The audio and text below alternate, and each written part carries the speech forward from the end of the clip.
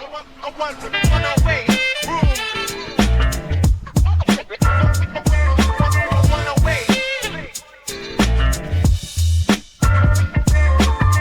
name you drop got roots in the grind. History speaks loud, just listen to the line. We struggle to shine, we honor the climb. We're losses hit deep, but sharp in the mind. Real don't flex, they just move with weight. Welcome to the legacy, room A-108, go to the legacy.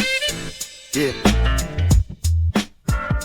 All right, everybody, welcome back to room A-108. I'm your host, David. Joining me, as always, my co-host, CJ. And we are coming back to you for season 2 of Room A-108. It's been a fun first season. Haven't even really been a year yet, but we're right there, a couple months away from being a full year of getting our first podcast under our belt. And I feel like, we've come a long way, got a lot of things accomplished that we looked out to accomplish, and, things started to come together, and here we are for season 2. Yeah, for sure. Like you said, we about 9 months in, basically. Yeah, we started last December. Yeah, December. Yep. So, yeah, man. Season 1 filled with, a lot of dope content, man, from just, the stuff that we were putting out in the sports world, and then we started integrating the interview aspect of it, man, Yep. and got a lot of people that we look at as, like hometown heroes, people that haven't exactly had the spotlight put on them in a way that we felt they should. Yeah. So, whether, starting with Neil. Yeah. Man, like, shout out to him, big win a couple weekends ago, right? Yeah, we were texting back and forth through that whole thing. I told you, I woke the boys, they were asleep, and they had a stoppage, and I jumped and cheered, and they both woke up crying. I was like, oh, my bad, you got to understand. It's a big moment, so, no, that was man, good stuff. So all of that, man, from Neil to, Reggie and DeShaughn, Trey, of course, obviously, who, Geremie, Leslie. Yeah, Geremie, man. Can't forget Geremie, Leslie, man. So that was a nice little amount of people that we had, man. So shout out to them. And it was, as before we started this podcast, we kind of, we were both shooting ideas back and forth. And I feel like with these podcasts, a lot of times you kind of have to just go with it too. So a lot of things that we planned for, did happen, and then things started kind of just falling into place as far as the guests, and of course with Neil coming on, I mean, as far as everybody, but Neil was the first one to kind of break down that barrier for us as far as the whole interview process. But the one thing we discussed that we don't want to keep ourselves contained to just one certain aspect of this podcast. We are able to branch off. We could talk about the Bears. We could talk about college football. Talk about any various sports, and randomly have episodes where we do live episodes online. We did the draft.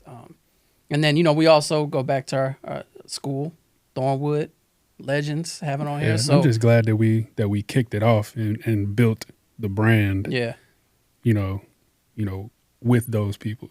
Yeah, for sure. So, hey, if you all are watching, everybody, Neil, DeShaughn, Reggie, Leslie, Trey, everybody, we're appreciative, and thank you for coming on.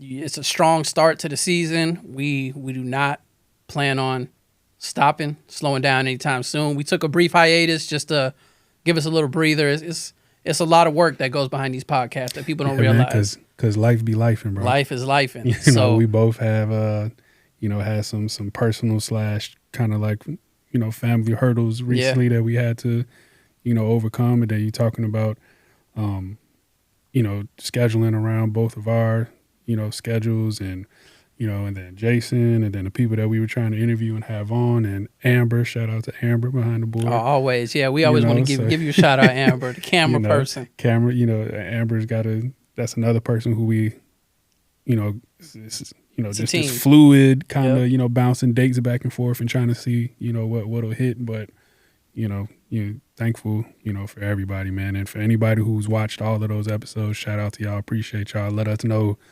which was your favorite. I'd be curious to hear, for sure. some of the people, from our way, who do y'all think, was kind of the most interesting, or your personal favorite is the question I would have for a lot of people. Yeah, and we actually got a lot of feedback. We put that post out there for people that, that they would want to see on here, and we definitely had sent some feelers out there and reached out to people. But we also want to mix it up. Like we were texting recently, and it's like we don't want to lose this. Our rapport of me and you talking about what initially brought this on our initial idea. And also, I wanted to touch on something. I don't know if you've heard the same thing. I don't really necessarily take it as shade, but a lot of input people give from the outside for our podcast. They're like, "Oh man, you gotta liven it up. You guys are just too chill." I'll say this, and I'm not being bitter when I say this, but like CJ and I, we're not Stephen A. Smith, we're not Skip Bayless, we're not Shannon Sharp, we're none of these people that you see on TV. We have our own personality, and the last thing we want to do is be something phony. And I mean, you can sense that a mile away. So if that's what you want to see, they're very easy to pull up on ESPN. You can watch them. But if you want to see that, this ain't the show for that. It ain't. So we are who we are. We take good constructive criticism. But I can't be phony like that. Now, if a conversation calls for us, to maybe turn up, that's fine. It'll get that way. But I can't do the over the top dramatics and stuff like that. That's not who I am, and I know you. That's not who you are either. No, man. Even when we disagree, it ain't it's crazy. Yeah. It ain't over the top. And I think we actually did kind of speak on that in a prior episode, or maybe it was one of the Facebook Live episodes. But it's just like, hey, we aiming to be here to be, entertaining and informative, and give people an angle that they may not really see. Yeah. But, to think that we about to be sitting here going at each other and, popping a blood vessel or something, like it ain't happening, man. It ain't happening. And if that's what you're looking for, you got to find that somewhere else. Yeah, and you can tell, like, a lot of times people just say things just for clickbait. It's not, if what I say or what you say happens to be something that would be clickbait, that's fine, but I'm not going to just intentionally throw something out there just for the shock factor. That's not for me. I mean, podcasts are a dime a dozen nowadays. You can pull up a podcast anywhere, and I just don't want to fall in that group of let's do what everybody else is doing. I'd rather do what we've been doing, what we're comfortable doing. What you and I have kind of discussed, and so I think we're on a good path. And it with you all, tuning in all the time, it seems like we got a good following now. A lot of support. So I'm proud of what we've done so far. I'm appreciative that, you've been here, man. And, I couldn't really ask for a better co-host to have on here, man. So I want to let you know I appreciate you too, man. Oh, man, for sure. Ditto, bro. Yeah. Right back at you, man. Yep. So it's that time of year, the best time of year for me personally, where Thursday through Sunday, you can guarantee there'll be some type of football on TV. So Thursday through Monday. Through Monday, yeah. I'm sorry, Thursday through Monday. If you want to watch something, man, you will find the pigskin on the television. This episode will air after the first series of college games. College games actually have already started. There have already been some upsets. Boise took a big L. I don't know how big of an upset that was. I mean, they were ranked 25th, but still, I mean, they got, what was it, like 34 to... Man, they would...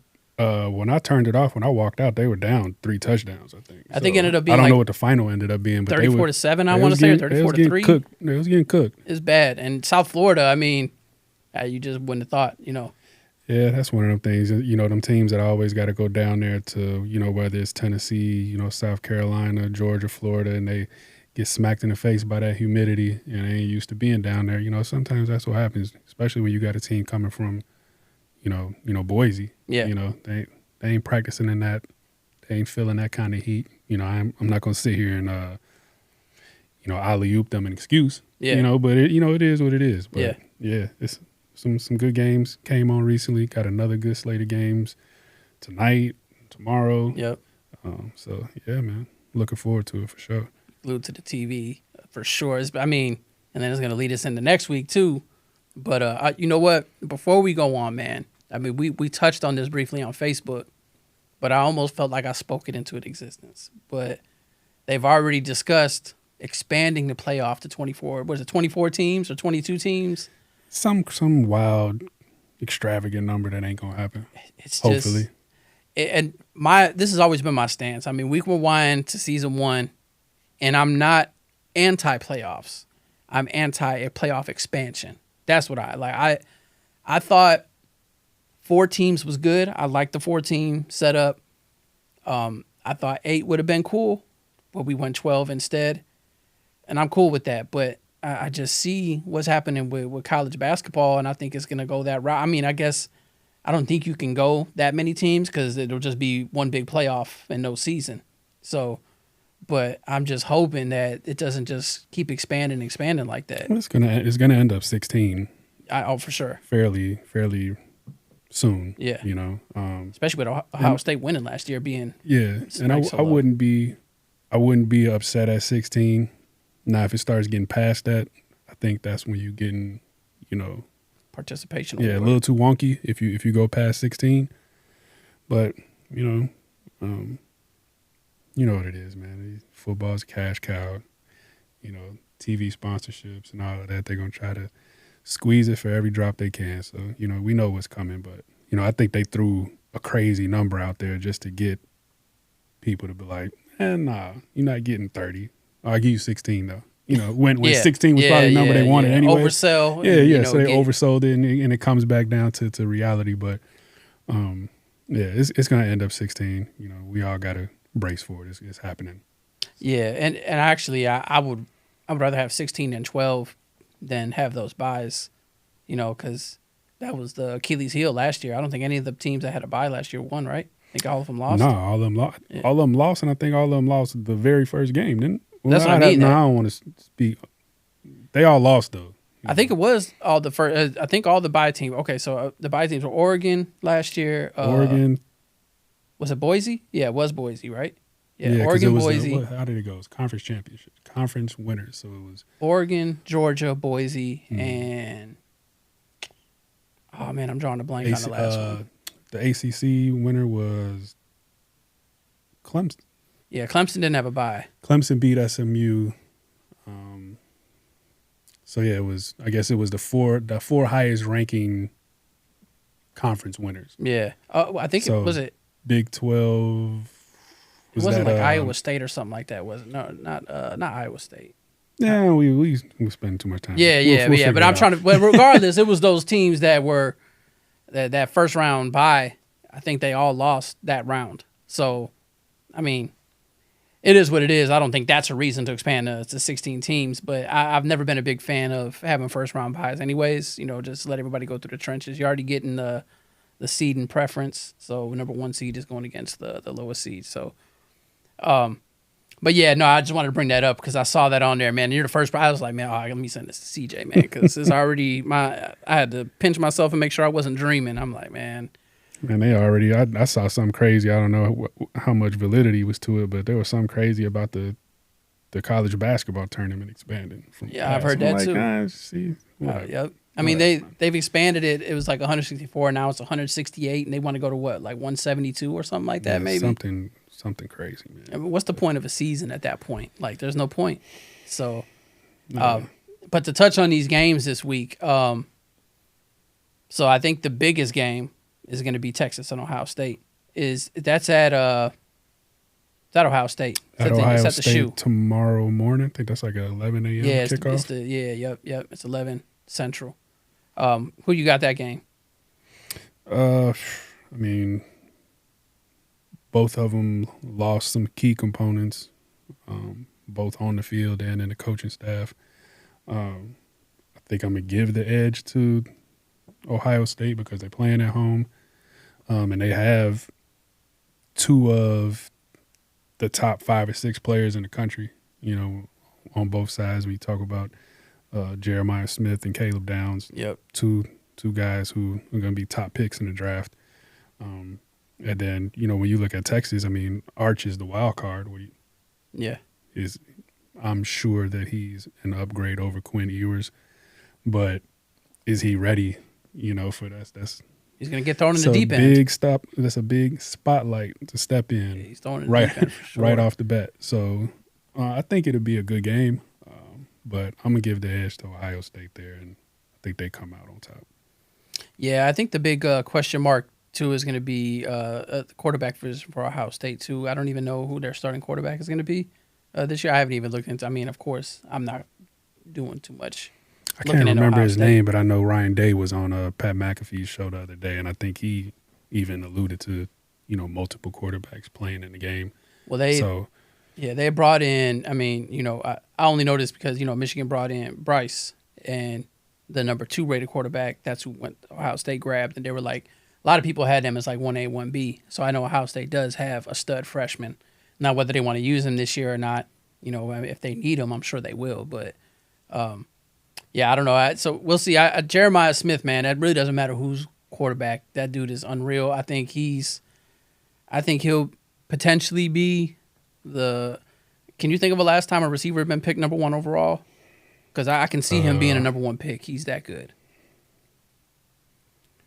Where did Megatron and Larry Fitzgerald go in their drafts? They didn't. I want to say they were like 1 or 2.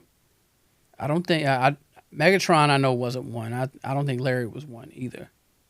But they were up there. Like they were top picks. But I don't think I've ever seen, or if I have, I can't recall a wide receiver going number 1 overall. But Jeremiah Smith, I can see him. Yeah, he's the most dominant receiver we've seen in some seasons. Yeah, I can only think back to maybe those years when Julio was at Alabama and AJ Green was at Georgia.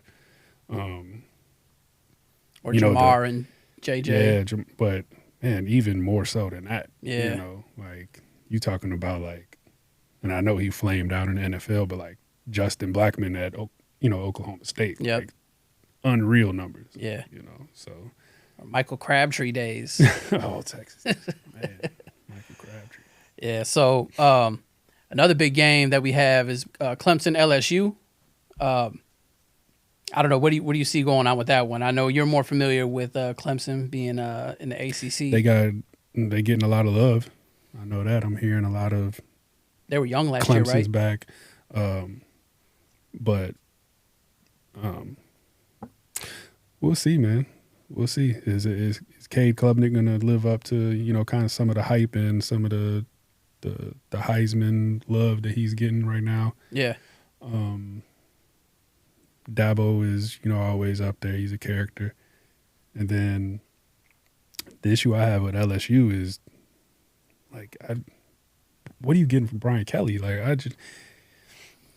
don't know. I'm not a Brian Kelly fan. No, me neither. That was a weird thing, a move. Like, I don't know. To me, this is just my rationale, I guess. I mean, he can make his own moves, but like Notre Dame, I'm on record. I'm not a Notre Dame fan at all. That's one of my least favorite schools, being a Michigan fan. But I mean, Notre Dame is one of the elite universities in the country. If you're a head coach of Notre Dame, there comes a little bit of a clout behind that. Your name goes down in history.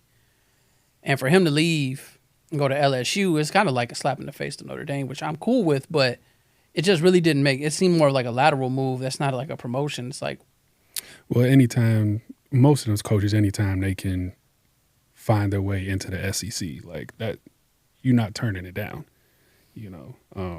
Now, you can argue, that the Notre Dame job is just as big, if not bigger. You can have that conversation, but, there's not many guys that's going to turn down a move to the SEC. No, and that's what I'm saying. Like, I get it. See, again, man, like we've talked about this before, it's the SEC bias. Like, I get the SEC, the Alabama dominance, the Georgia dominance for so many years, but I also feel like they are put on a pedestal compared to everybody else. Now, they were the powerhouse conference for a long time, but I think that is kind of, especially now with the NIL, that's not the case anymore. I think the Big Ten has just as much of a case as SEC. Maybe the SEC is better top to bottom, although I think the Big Ten outperformed SEC last year.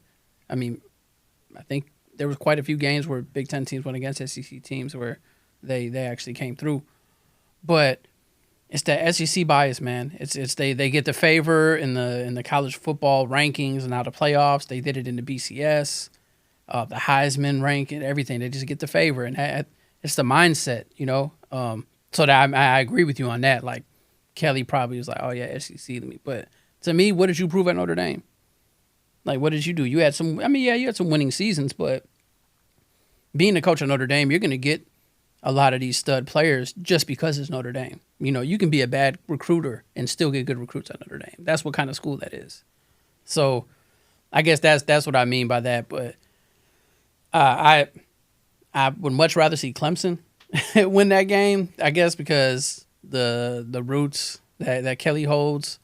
And I'm not an overly big fan of LSU like that anyways. But I don't even know who do they have any studs on their team this year? Is it LSU? Yeah. Oh, that quarterback, Nussmeier. Oh, yeah. He's getting a lot of love as,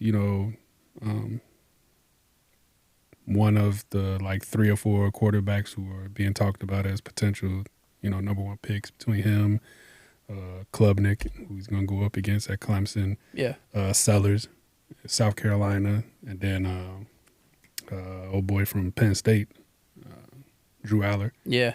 He getting a lot of love, so those names. So we'll see. You get two of those names right off the bat going up against each other. Yeah. I'm going to give the edge to, in my opinion, I think Clemson walks away with it just because I think they, top to bottom, might have a little bit better roster.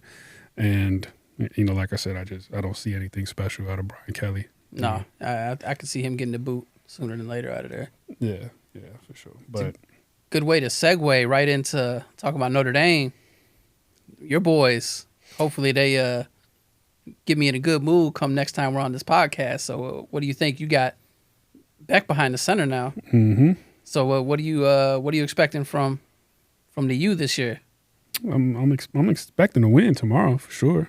And, Yeah. And I'm expecting them to kind of exercise some of those demons from the last 2 years, some real boneheaded play calls, not running, not taking a knee and running the clock out in one of those games. I think that was a Georgia Tech game where they decided to, hand the ball off and Buddy fumbles and take a game that should have been a win and you turn that into a loss. Which is what cost them the playoffs. Yep, and then, last game of the year last year, well, not last regular season game, you go to Syracuse, got a chance to, end up in the ACC title game and, piss down their leg on that one, So, I think, I'm hoping that they take those experiences and they learn from them, and this year is a whole lot better.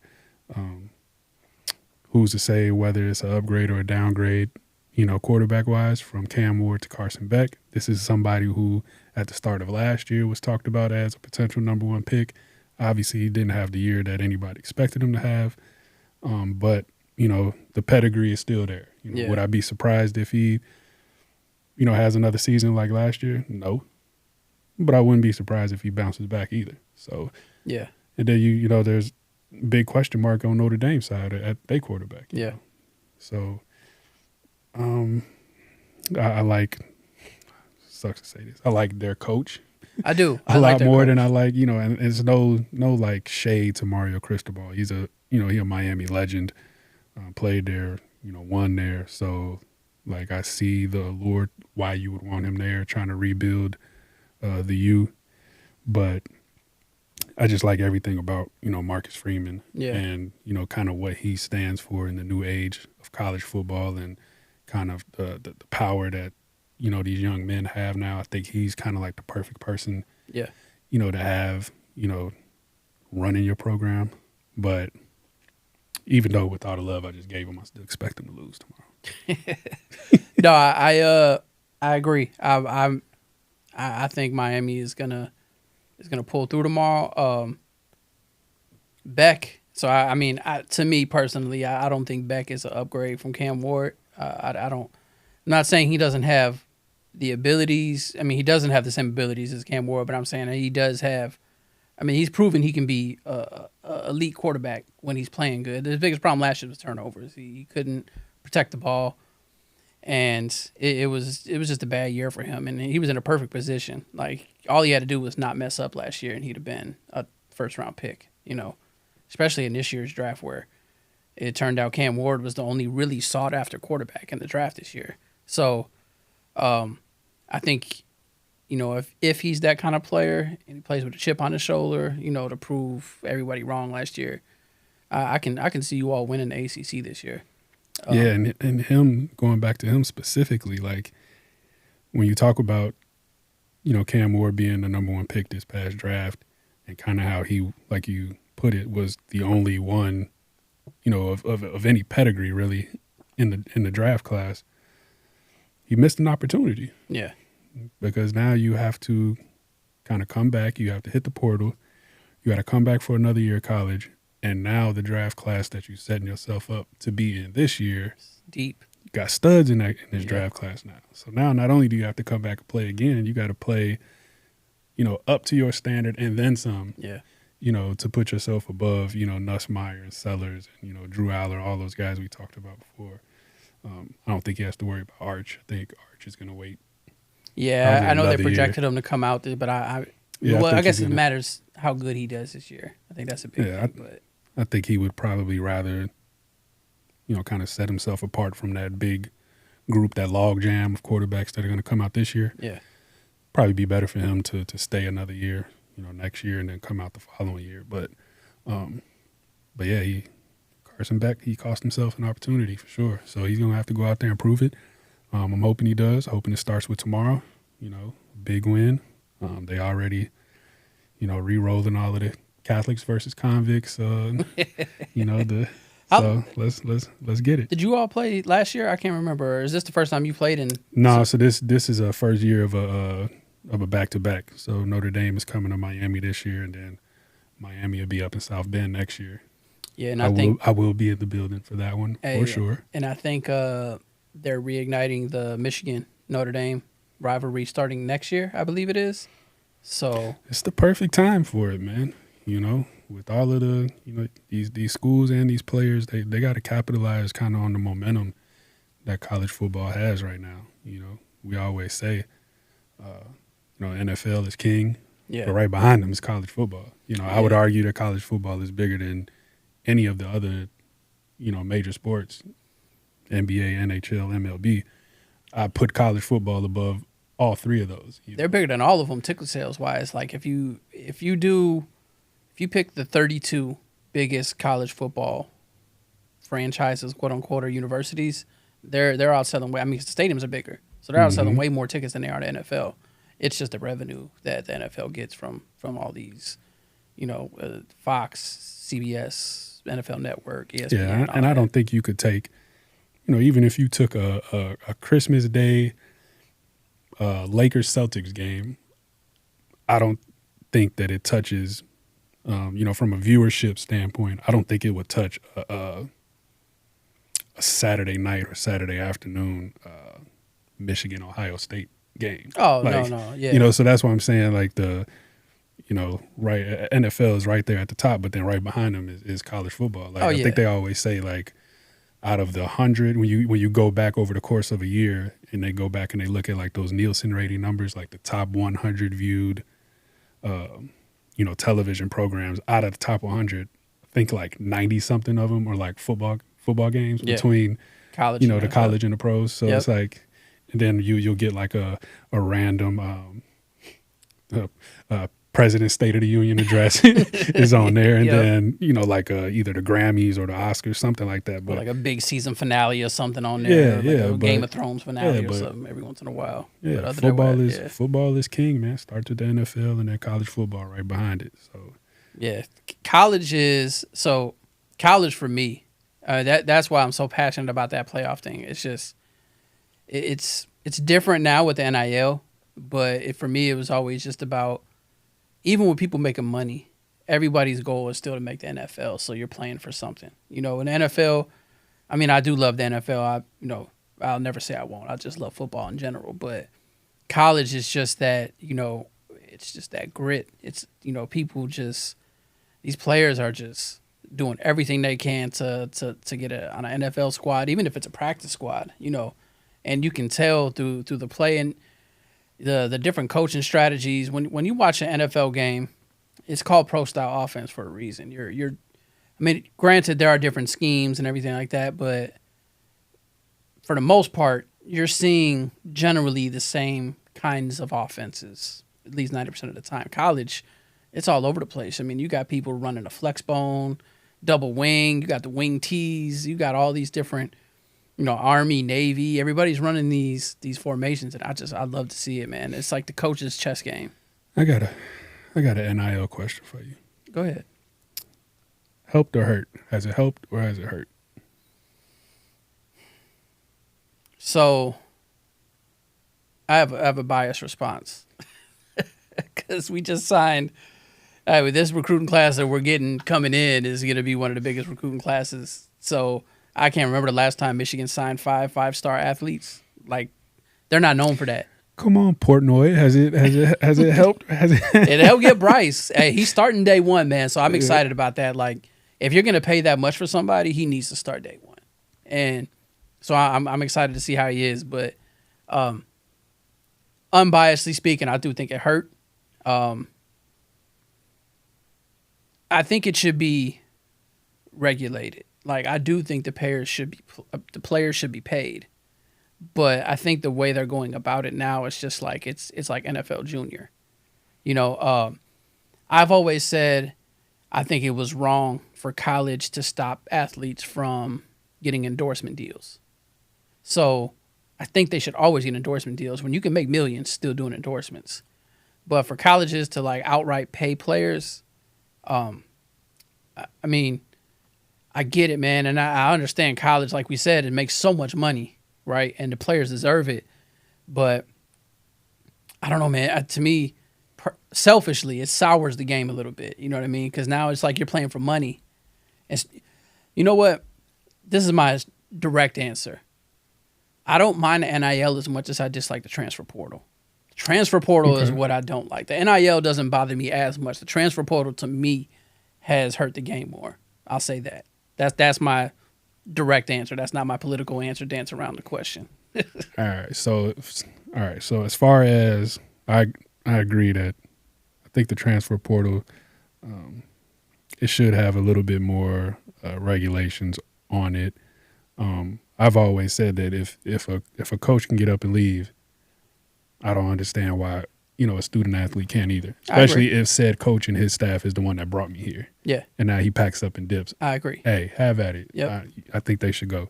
As far as like the NIL and them getting paid, I do believe that it should have some regulations, and I think there's some coming down the road. Yeah.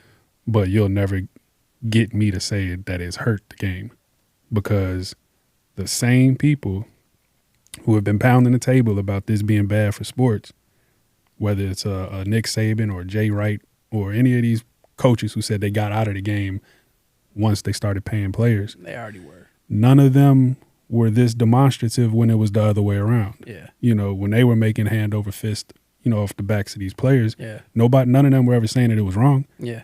None of them ever said that this ain't right. None of them led the charge for players to get, just due. But now, when the rabbit got the gun, so to speak, now all of a sudden, I want out, And I just think I think a lot of that is it's cowardly, to speak about it in that way. Yeah. Because you benefited from the system when the pendulum was swung all the way to the other side. Nobody was, was saying this ain't right, but now when it's the other way, it's on the other side. Now you got such a problem with it. So yeah, I think it's trash. I'm glad players are getting something instead of the age-old adage of room and board and a degree. Doesn't add up, nowhere even close to what they're providing at school in terms of, the revenue that they're bringing in by playing the game. Yep. And you want to kind of tell me that room and board and a degree is a fair exchange? It's not. Anybody who wants to say that, just go look at the numbers, man. Yep. So I'm glad they're getting paid. At some point it'll get, tampered down a little bit, but for all of them that are in the Wild Wild West getting it right now, continue to get it. It's going. That's what I mean. Like, NFL or professional sports in general, besides baseball, I mean, salary caps, kind of regulate things. But like So what I'm seeing right now is like we had these schools, we had the Alabamas, the Georgias, the Ohio States that dominated college football for years. And now it's starting to trickle out and it's kind of evening out a little bit more. But I think eventually that money's going to run dry for these smaller schools. And you're going to see, again, it's going to funnel to the bigger schools being able to pay more. So it's got to be some way to regulate. Like, I agree with you. Like, it's a joke in a way, but biasly, I am kind of serious. My favorite part about the NIL, we get college football, the video game back. That was gone for what, 10-something years? That was my favorite. The last one was 2014. Denard Robinson was on the cover, right? Yep. So, yep.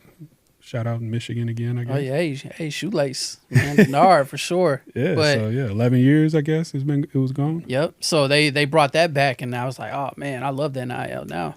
That's the best part. So, but yeah, no, I agree with you, man. Like, I do like the fact that they're getting paid now and everything. Like I said, the regulation of how they pay the players, and with the transfer portal, I agree. Like, if your coach leaves, there should be certain scenarios where players are allowed to leave. What I don't like is the multiple windows. Like I had spoke on this before too when we were talking about like they have a transfer portal before their season's over with.